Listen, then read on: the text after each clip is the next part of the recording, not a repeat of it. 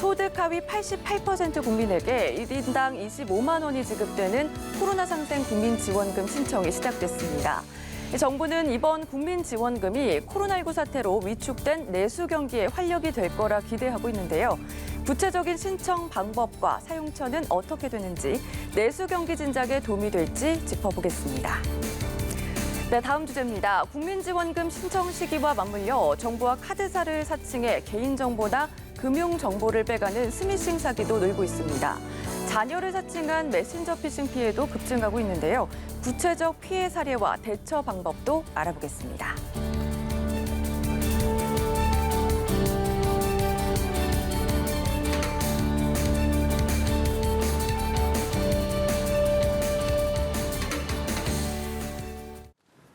네, 김대우의 경제 읽기, 김대우 경제학 박사 자리에 있습니다. 어서 오십시오, 박사님. 네, 반갑습니다.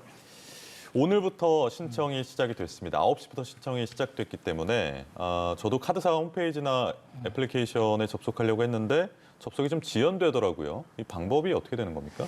그렇습니다. 이제 국민들이 한꺼번에 이렇게 쇄도하게 되니까 그 애플리케이션이나 카드사 홈페이지들이 접속이 조금 지연되고 있는 이런 상황이에요. 그래서 정부는 이것을 이제 5등분해서, 그러니까 지금 오늘이 6일이지 않습니까? 그럼 6일 날은 생년월일이 56년생, 76년생 이런 사람들, 그리고 또 51년생, 16 생년월일의 끝자리가 그 연도에 네 자리 연도에 1961년이다, 뭐 66년이다 이런 사람들은 오늘 받고, 자 내일은 7일이지 않습니까? 7일은 2, 7, 2와 7로 끝나는 사람, 또 이제 수요일은 3, 8 이런 식으로 해서 금요일까지 5등분해서 나뉘어 봤습니다. 그리고 이제 토요일, 일요일 이후에는 모두 받게 되는데요. 정부가 각 개인별로 당신은 국민지원금을 받게 되는 사람입니다, 아닙니다라는 이런 문자를 따로 발송해 주지는 않습니다. 본인이 이제 원하면 국민비서라는 데 들어가서 보거나, 또는 가장 편한 국가 사이트로서는 건강보험공단에 들어가면 자기가 대상자인지 아닌지를 알 수가 있어요. 그러면 대상자인 경우에는 카드회사로 들어가서 카드회사로 바로 들어가서 확인할 수도 있고요. 한 단계 거쳐갈 수도 있는데 그건 본인의 선택입니다. 그럼 카드회사 들어가면 본인이 자격 요건을 갖춘 경우에는 신청을 하면 카드에 충전을 해주는 형식으로 신청을 하면 정부가 카드회사를 통해서 돈을 주는 방식이죠. 1인당 25만 원씩 주게 되고요. 오늘 신청하면 내일 바로 충전돼서 내일부터 사용할 수 있게 됩니다. 아무래도 국민지원금을 받으면 어떻게 어디에서 쓸 수 있는지 많은 분들이 궁금해하실 것 같은데, 이 긴급재난지원금과는 달리 배달앱이나 스타벅스에서는 쓸 수 없거든요. 그렇다면 구체적으로 어디에서 쓸 수 있나요? 예, 작년에 국민재난지원금이 우리가 2차례 지급이 된 적이 있는데요. 그때와 이번에 나가는 국민상생지원금은 사용처 면에서 상당히 많이 달라졌습니다. 그래서 사용처를 영세 상인들 위주로 대폭 줄였어요. 그래서 지금 신용카드나 체크카드, 선불카드 또는 지역 상품권 요걸 가지고 이제 가서 사용할 수가 있는데, 사용 대상은 대부분 이 영세 상인들이 주로 활동을 하는 전통시장, 또 프랜차이즈 마트 이런 곳에서 만 사용을 할 수가 있고요. 이를테면 대형 마트라든지 백화점, 또 특히 중요한 건 온라인으로는 사용할 수가 없습니다.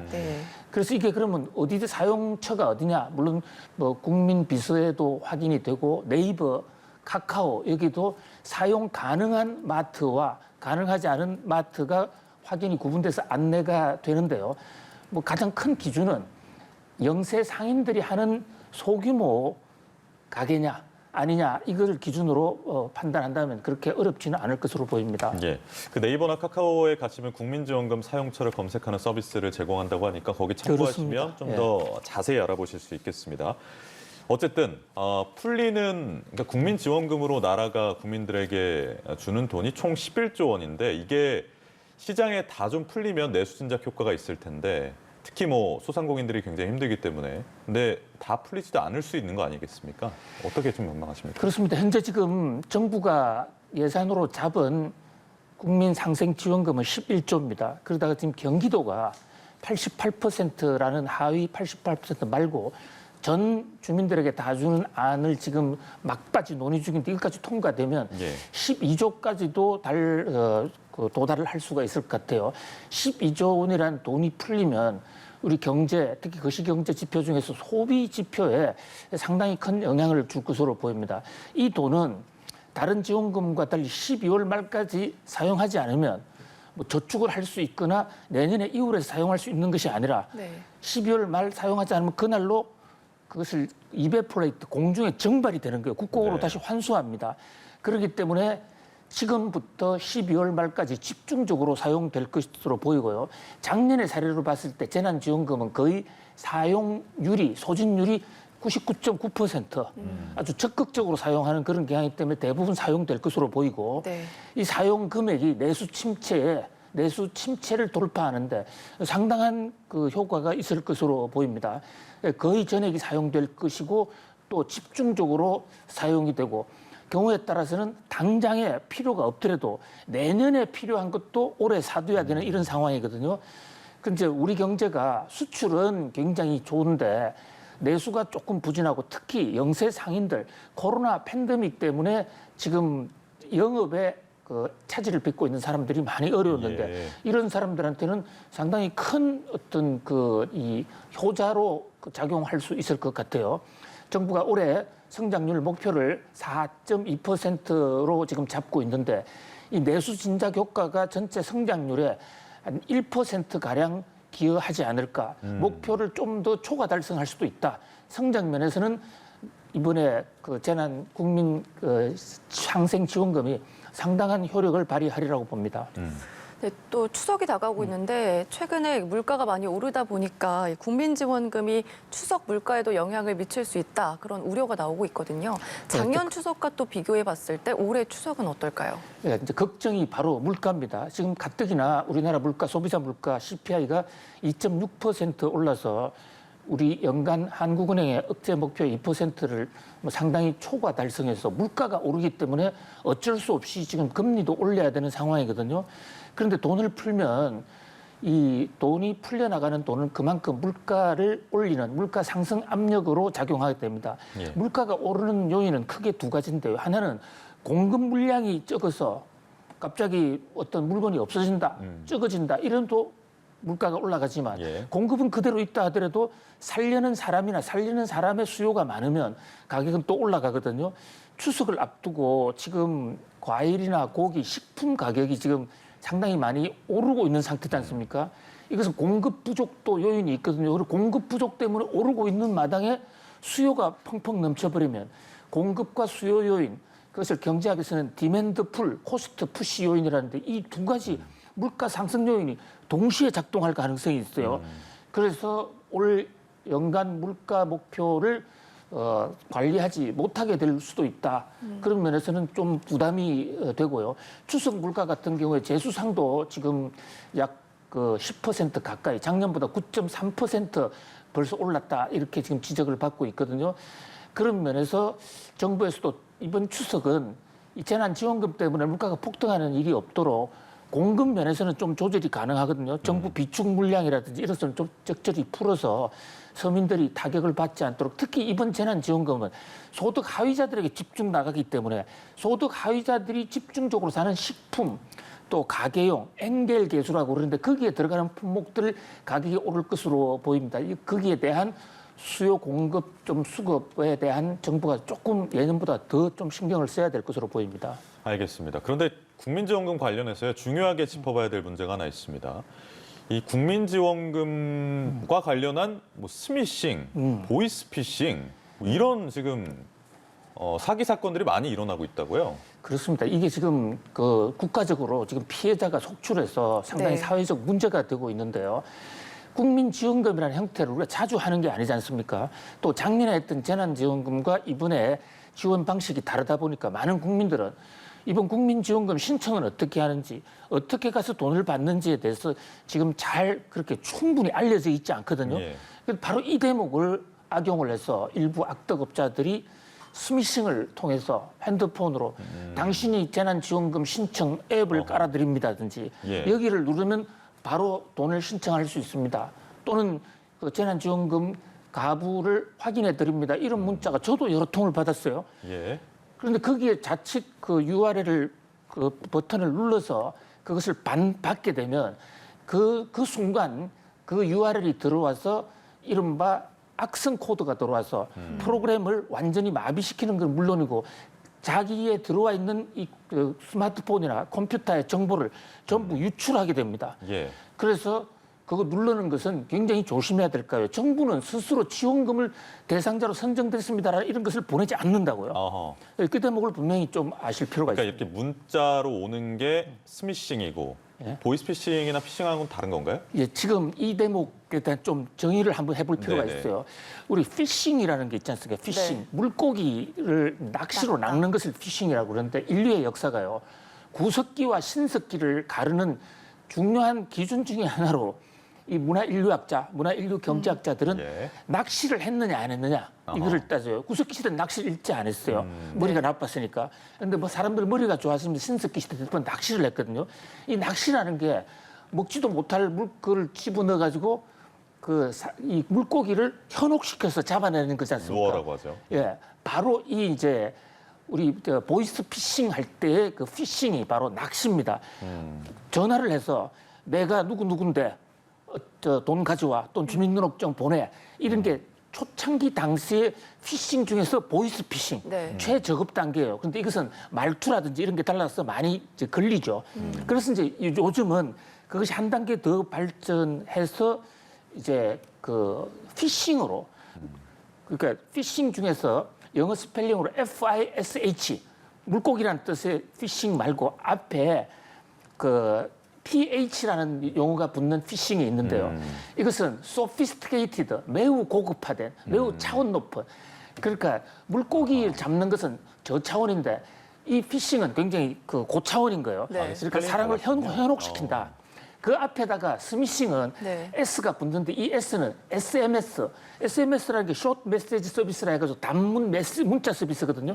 이게 연결된 게 스미싱인데 단문에 문자 서비스 딱 와서 아빠 저 지금 핸드폰 고장 났는데 돈 좀 보내줘. 네. 그 한마디 푹 눌렀다가 크게 당하는 이런 것을 우리가 전형적으로 아하. 스미싱이라고 그러죠. 네. 그러니까 그 방금 말씀하신 그 부분이 메신저 피싱. 그렇습니다. 주의해야 될것 중에 메신저 하나던데. 피싱을 네. 이제 그것을 이 영어로는 스미싱이라고 그래요. SMS 플러스 피싱을 같은 말이군요. 붙였어요. 예. 문자만 보고 왜냐하면 보이스보다는 음성으로 오는 것은 좀 적발해낼 가능성이 훨씬 더 쉽지 않습니까? 근데 문자로 오는 것은 문자 그 하나 믿고 내 아프니까 병원비 좀 보내줘. 이런 버튼 누르는 순간에 그냥 자기 그 컴퓨터 정보가 다 빠져나가고요. 특히 중요한 것은 이 급하니까 뭐 주민등록증을 보내달라든지 은행 계좌번호를 보내달라든지 이런 것을 보내주면 그것은 100% 피싱을 보이스 피싱, 스미싱을 당하게 되어 있습니다. 이 메신저 피싱이 50대 이상, 즉 장년층을 위주로 많이 이렇게 늘고 있는데 어떻게 박사님은 메신저 피싱 받아보신 적은 있으세요? 저도 여러 번 받았습니다. 진짜요? 그러셨어요? 저도 네. 그 심지어 보이스 피싱 받아가지고 여기 검찰청인데 아, 뭐 어떤 이름까지 수사상 필요하니까 네. 통장 번호를 내라 이런 거 굉장히 교활하게 아주 교묘하게 온다. 꼭 넘어가기 직전 상태까지 와요. 그런데 이런 식으로 정부나 공공기관에서 이렇게 문자를 보내는 수가 없기 때문에 네. 일단 문자 메시지가 오면 조금 조심을 해야 될 필요가 있고요. 문자 메시지가 왔을 때 URL이라고 그래서 여기를 찍으면 바로 사이트로 접속이 됩니다. 네. 이것은 무조건 하면 안 됩니다. 그다음에 보내달라는 그쪽에서 주민등록증 사본을 보내달라든지 네. 통장 번호를 가르쳐달라든지 이런 것은 절대 보내면 그것은 뭐 99% 스미싱 피해자로 연결이 될 수가 있습니다. 이게 삼자 입장에서는 과연 내가 받으면 속을까 싶다가도 막상 받게 되면 굉장히 또 당황스럽다고 하는데 그렇습니다. 예. 그러면 이거를 받았을 때 어떻게 대처를 하면 좋을까요? 받았을 때 이제 뭐 일단은 그 한 번 더 확인하는 방식. 크로스 체크. 예를 들어서 엄마 액정 깨졌어라는 네. 문자가 들어왔을 때 뭐 액정이 거의 이렇게 많이 99.9% 예. 사기겠지만 네. 그러면 딸내미나 아들 핸드폰으로 전화 한번 해보는 겁니다. 그죠? 그런데 그런 경우는 대부분 100%가 전화만 해보면 될 것을 이제 너무나 우리 자식이 당했구나 해서 바로 이제 벌써 버튼을 눌러주는 바람에 그랬다 일단은 그 문자를 통해서 자녀가 어떤 애로사항을 할 가능성은 거의 0.01%도 안 된다. 네. 더블 체크가 꼭 필요하다. 그다음에 또 118이라는 곳에 신고를 하면 네. 이런 사안을 자세히 또 확인을 해주거든요. 그래서 절대로 문자로 들어오는 것에 대해서 보고 읽는 것은 좋습니다만 그게 손을 대지 말라. 거기에 대해서 그쪽에서 하라는 대로 행동대로 하지 말라. 네. 이렇게 말씀드리고 싶습니다. 알겠습니다. 엄마 나 액정 깨졌어. 이거는 요즘 그 많이들 조심하라고 많이 알려졌기 때문에 네. 이분들이 굉장히 창의적이고 똑똑하거든요. 또 그렇습니다. 다른 방법을 쓰실 겁니다. 계속 진화합니다. 무조건 한 번은 체크를 해보고 다시 한번 확인하는 절차가 필요하다는 말씀 주셨고, 자, 이 주제도 한번 보겠습니다. 부부 공동명의 1주택자들이 단독 명의자처럼 종합부동산세를 고령 장기보유 공제를 적용받는 길이 열리게 됐습니다. 앞으로 공동명의자분들은 현상을 유지할지 아니면 다른 방식을 택할지 고민이 많이 될 것 같아요. 어떻습니까? 그렇습니다. 종부세가 12월 1일 날 고지서가 나와서 12월 5일까지 세금을 내야 되는데요. 종부세 세율도 오르고 과표도 올랐기 때문에 종부세 올해부터는 상당히 부담이 될 겁니다. 자, 그런데 16일부터 이달 16일부터 부부 공동 명의로 반씩 나눠서 낼 것이냐 아니면 한 사람으로 몰아서 몰빵으로 낼 것이냐 네. 이 선택을 보름간 받습니다. 또 이게 중요한 게요. 종부세 세제가 바뀌면서 어떤 경우에는 부부 공동이 유리하고 어떤 경우에는 뭐 아내나 남편 한 사람 이름으로 하는 게 유리한 게 사람마다 다 달라요. 예. 그렇기 때문에 다 계산을 해봐야 되는데요. 이 자칫하면 여기서 몇백만 원, 경우에 따라서 1,000만 원 단위 이상의 세금 차이가 날 수도 있거든요. 종부세를 내는 사람들 입장에서는 꼭 봐야 됩니다. 종부세 과세 대상자는 현재 지금 정부가 종부세법을 바꿔서 그 공시가격 기준으로 11억 이상이 되면 종부세를 내야 됩니다. 예. 그런데 만약에 부부 공동으로 50대 50으로 아내와 남편이 갈라놨다면 12억까지는 세금을 안 냅니다. 6억, 6억으로 갈라놓으면. 그러면 부부 공동으로 갈라놓는 것은 12억부터 세금을 내고 한 사람으로 몰아넣는 건 11억부터 세금을 내지 않습니까? 그러면 부부 공동으로 하는 게 유리하죠. 예. 그래서 그동안에 대부분 부부 공동으로 많이 했고 네. 또 부부 간의 평화를 위해서 여권, 인권 향상을 위해서도 부부 공동을 하라고 많이 장려를 했어요. 그런데 여기서 문제가 하나 생겼습니다. 세금 제도를 자꾸 바꾸다 보니까 이제 혼란이 생긴 건데요. 종부세의 경우에 오래 보유하거나 나이가 많으면 장기 특별공제라 해서 장특공제라 해서 좀 깎아주는 게 있습니다. 네. 그런데 예를 들어서 60세 이상이면 또 65세 이상이면 계단별로 할인폭이 조금 크거든요. 예를 들어서 남편은 65세인데 아내가 55세다. 아내는 이 나이에 따른 장기 공제가 하나도 없어요. 그러면 아내는 공제 혜택을 받고 남편만 공제 혜택을 받는데 그럴 바에 아예 종부세를 남편 쪽으로 다 몰아버리면 남편 쪽에서 장기 보유 공제를 많이 받지 않습니까? 바로 그래서 개인마다 다르고 또 언제부터 부부 공동으로 했냐 다른데 계산을 해보면 됩니다. 네. 들어가서 사이트에 들어가서 간단하게 하는 방법도 있거든요. 그래서 일단 이 부부들의 경우에 한 사람이 오래 보유했다거나 부부간에 나이 차이가 많은 경우에는 그 공동 보유보다는 예. 국세청에 이번에 사이트에서 16일부터 30일 나는 세금을 부부 공동 보유지만은 남편 쪽에 몰아서 낼 거야. 이거 신청만 하면 됩니다. 고령 이거 공제로 받겠다. 예. 고령 공제를 받겠다. 뭐 이런 고령 공제하고 또 하나는 장기 보유. 장기 보유가 있거든요. 5년 이상 보유, 10년 이상 보유 이런데 예를 들어서 부부 공동 소유를 처음부터 결혼하자마자부터 아파트를 살 때부터 공동 소유라면 이것은 큰 차이가 없어요. 그런데 한 20년간 남편이 가지고 있다가 남편이 뒤늦게 철이 들어가지고 이제 아내하고 공동 명의로 했다. 네. 이랬을 경우에 아내는 5년 보유가 안 되고 남편은 20년 보유가 되잖아요. 그러면 계속 공동 보유를 하시되 세금 낼 때는 남편한테 몰아서 남편이 다 내. 이렇게 하는 할 수 있게 네. 예, 그렇게 열어줬다. 해주는 제도가 올해부터 생겼고 그래서 16일부터 30일까지 받거든요. 이거 안 하면 손해입니다. 꼭 해야 될 필요 있습니다. 그러니까 이거 계산하기 어려우신 분들은 인터넷에 세금 계산기 이렇게 검색해 보면 관련 그렇습니다. 사이트들이 좀 나오더라고요. 뭐 사이트 이름을 네. 제가 여기서 말씀드리기는 어렵습니다만 네. 참고하셔가지고 좀 산출해 보시는 것도 좋을 것 같습니다. 알겠습니다. 네. 김도혜 경제 읽기 오늘도 여기까지 하겠습니다. 고맙습니다. 감사합니다.